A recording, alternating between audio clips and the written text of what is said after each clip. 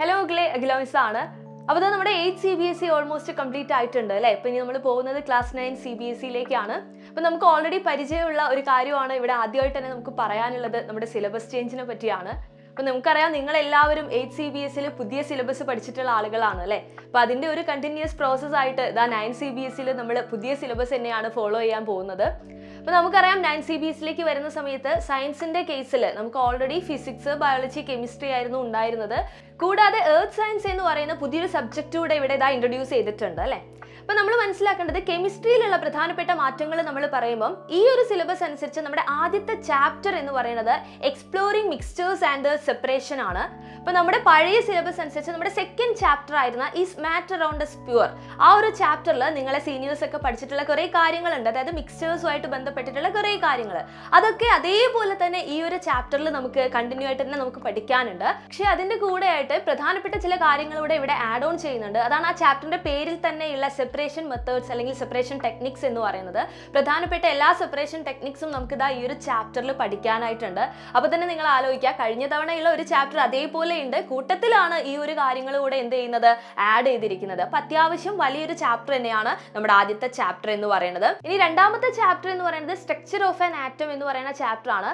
അതെന്ന് പറയുന്നത് almost same ആണ്, കാരണം കഴിഞ്ഞ സിലബസിലും നമുക്ക് ഈ ഒരു ചാപ്റ്റർ ഉണ്ടായിരുന്നു. അപ്പോൾ ഈ ഒരു ചാപ്റ്ററിന്റെ ഇമ്പോർട്ടൻസ് എന്ന് പറയുന്നത് നമുക്ക് തന്നെ അറിയാം. 10th CBSEയിലേക്ക് പോകുമ്പോൾ അവിടുത്തെ ബേസിക് ആയിട്ടുള്ള പ്രധാനപ്പെട്ട കുറേ കാര്യങ്ങൾ നമ്മൾ പഠിക്കുന്ന ഒരു ചാപ്റ്റർ ആണ് ഈ സ്ട്രക്ചർ ഓഫ് ആൻ ആറ്റം എന്ന് പറയുന്നത്. അതായത് ആറ്റത്തിന്റെ സ്ട്രക്ചറിനെ പറ്റി, അതുമായിട്ട് റിലേറ്റ് ചെയ്തിട്ടുള്ള ഡിഫറെന്റ് മോഡൽസ്, അതുപോലെ തന്നെ വാലൻസി, ഇലക്ട്രോണിക് കോൺഫിഗറേഷൻ. അതോടൊപ്പം തന്നെ നിങ്ങൾ മനസ്സിലാക്കേണ്ടത് നമ്മുടെ പീരിയോഡിക് ടേബിളിലൊക്കെ വരുന്ന ആദ്യത്തെ 18 എലമെന്റ്സ് ഉണ്ട്. ആ എലമെന്റ്സിനെ കൃത്യമായിട്ട് അതിന്റെ സിമ്പിൾസ് ഒക്കെ എഴുതാനും കാര്യങ്ങൾ, അതായത് സിമ്പിൾസ് എഴുതുമ്പോൾ നമ്മൾ ചുമ്മാ പഠിക്കുമല്ല, അതിന് ചില റൂൾസും കാര്യങ്ങളൊക്കെ വരുന്നുണ്ട്. അതൊക്കെ കൃത്യമായിട്ട് ഈ ഒരു ചാപ്റ്ററിൽ പറയുന്നുണ്ട്. അപ്പോൾ കഴിഞ്ഞ വർഷവും ഈ ചാപ്റ്റർ ഉണ്ടായിരുന്നെങ്കിലും ഈ സിമ്പിൾസ് ഒക്കെ നമ്മൾ കൂട്ടത്തിൽ ഇങ്ങനെ പറഞ്ഞു പോവുമായിരുന്നു. പക്ഷേ ഈ ഒരു വർഷം അതിനൊക്കെ പ്രത്യേകമായിട്ട് എന്തുണ്ട്, ഓരോരോ ടോപ്പിക് ആയിട്ട് തന്നെ നമ്മുടെ ചാപ്റ്ററിൽ ഇൻക്ലൂഡ് ചെയ്തിട്ടുണ്ട്. ഇനി നമുക്ക് വരുന്ന നെക്സ്റ്റ് ചാപ്റ്റർ എന്ന് പറയുന്നത് അതും ഇതേപോലെ തന്നെ ഇമ്പോർട്ടൻ്റ് ആയിട്ടുള്ള ആറ്റംസ് ആൻഡ് മോളിക്യൂൾസ് എന്ന് പറയുന്ന ഒരു ചാപ്റ്റർ ആണ്. അപ്പോൾ ഈ ഒരു ചാപ്റ്ററും നമുക്ക് കഴിഞ്ഞ വർഷം ഉണ്ടായിരുന്നു. ഈ രണ്ട് ചാപ്റ്റർ ആണ് നമ്മൾ ഏറ്റവും ഇമ്പോർട്ടൻ്റ് എന്നൊക്കെ പറയാറുണ്ടായിരുന്നത്. അപ്പോൾ ഈ ആറ്റംസ് ആൻഡ് മോളിക്യൂൾസിലും വലിയ മാറ്റങ്ങൾ ഇല്ല എന്ന് നമുക്ക് പറയാൻ പറ്റില്ല, മാറ്റങ്ങളുണ്ട്. അതായത് മുൻ വർഷത്തിലുള്ള കാര്യങ്ങളൊക്കെ അതേപോലെ തന്നെ നമുക്ക് ഈ വർഷവും പഠിക്കാനുണ്ട്. കൂട്ടത്തിൽ എക്സ്ട്രാ ആയിട്ട് കുറച്ച് കാര്യങ്ങളും കൂടെ, പ്രധാനമായിട്ടും പറയുകയാണെങ്കിൽ അയോണിക് ബോണ്ട്, അതുപോലെ തന്നെ കോവാലൻ ബോണ്ട്, അതുമായിട്ട് ബന്ധപ്പെട്ട് അയോണിക് ആൻഡ് കോവാലൻ കോമ്പൗണ്ട്സിനെ പറ്റി അതൊക്കെ വളരെ ഡീറ്റെയിൽ ആയിട്ട് ഈ ഒരു ചാപ്റ്ററിൽ ഇൻക്ലൂഡ് ചെയ്തിട്ടുണ്ട്. ഇതെന്ന് പറയുന്നത് സാധാരണഗതിയിൽ 10th CBSEയിലായിരുന്നു നമുക്ക് കുറച്ച് ഡീറ്റെയിൽ ആയിട്ട് പഠിക്കാനുണ്ടായിരുന്നത്. അപ്പോൾ ആ കാര്യങ്ങൾ കൂടെ ഈ 9th വന്നിട്ടുണ്ട്.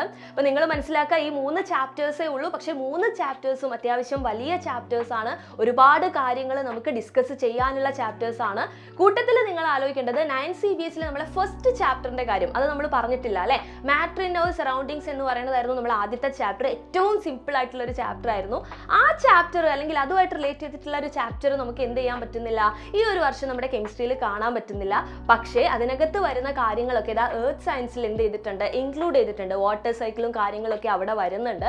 അതുകൊണ്ട് തന്നെ സെപ്പറേറ്റ് ആയിട്ടുള്ള ഒരു ചാപ്റ്റർ ആയിട്ട് നമുക്ക് കെമിസ്ട്രിയിൽ അതിനെ കാണാനായിട്ട് സാധിക്കുന്നില്ല. അപ്പോൾ അത്രയൊക്കെയാണ് പുതിയ സിലബസ് അനുസരിച്ച് ക്ലാസ് 9 CBSEയിലുള്ളത്. ഇപ്പോൾ ഇമ്പോർട്ടൻ്റ് ആയിട്ടുള്ള ചാപ്റ്റേഴ്സ് ആണ് പഠിക്കാനുള്ളത് എല്ലാം. അതുപോലെ തന്നെ ഇമ്പോർട്ടൻ്റ് ആയിട്ടുള്ള ടോപ്പിക് ആണ് അതിനകത്തൊക്കെ ഇൻക്ലൂഡ് ചെയ്തിട്ടുള്ളത്. ഇപ്പോൾ കഴിഞ്ഞ വർഷത്തേക്കാൾ കുറച്ചുകൂടെ ഇൻഡെപ്ത് ആയിട്ടുള്ള കാര്യങ്ങളൊക്കെ ഈ ഒരു സിലബസ് അനുസരിച്ച് നമുക്ക് പഠിക്കാനുണ്ട് എന്നുള്ളതാണ് ചുരുക്കി പറയാനുള്ളത്.